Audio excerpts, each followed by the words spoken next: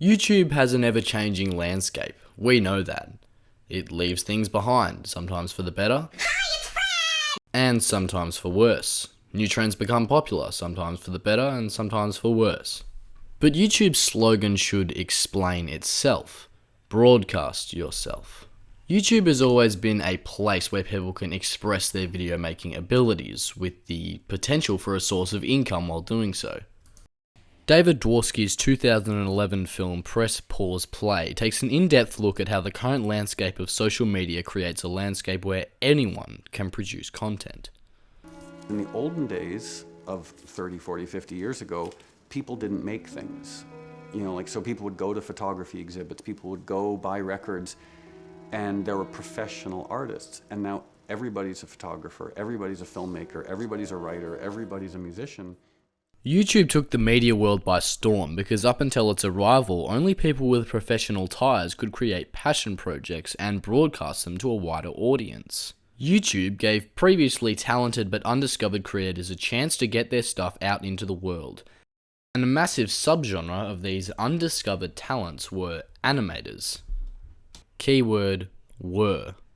Animation is a process that requires each frame of a video to be hand-drawn and created individually. In good quality animation, there is anywhere from 15 to 24 frames per second. Let's split that down the middle and say a video has 18 frames per second. For a video exceeding a minute, an artist must draw more than 1,000 frames. That is ridiculous, and as you can imagine, very time consuming. So much so that a 20-minute program with a high budget and teams of experts like The Simpsons or Family Guy usually takes around 9 months to produce. And YouTube can't have production time anywhere near that because their algorithm for generating cash flow is quantity over quality. A simple equation is that the more content you produce, the lower your mean entertainment value is going to be. YouTube is entering a world of mediocrity, as also explained in Press, Pause, Play. YouTube is a platform for video, which is a visual stimuli. But because high quality and retaining vision is more difficult to make, it has become a platform where most videos are enjoyed while doing something else, because the videos only require audio, because most of them are just people talking to a camera. I realized the other night that I was watching a movie and reading a book at the same time. That's like sacrilegious, like that's crazy. Or more often watching a movie and checking my email, or watching a TV show and doing my work. I mean, we live in an incredibly attention deficit culture. YouTube has no time for stimulating content because it rewards videos that are easy to make because, well, you can make more of them. And animation is not easy to just spew out upon request. Previously popular animator Psychic Pebbles has his own take. Animation on YouTube is just not feasible as a full-time job how it used to be, or even really a part-time job as it used to be since YouTube changed its algorithm. Essentially, the system now favors people who can shit out low-effort content and hit that 10-minute mark.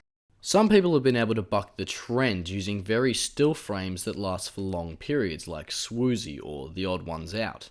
And people like David Dobrik have been able to create frequency and quality content through their sitcom-like action-packed vlogs that are visually and audibly entertaining, as well as produced on a regular basis to bring home that paper.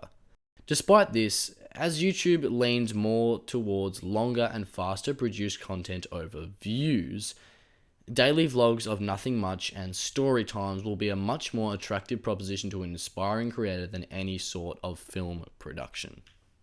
Honestly, it's sad to see YouTube not being able to serve its original purpose, and that is to create a platform where undiscovered, talented creators, video producers, and filmmakers can publish their content. But the fact is, YouTube is evolving, not just as a company, but also as a media platform. But unfortunately, that means that we have to stick with it, even if it means the end of animation and other creative pursuits as we know it. I implore you to go out and support the little guy with not many subscribers who is making creative content, but also content that is more difficult to produce. Because as we can see in this ever-changing landscape, it's becoming more and more hard to do so.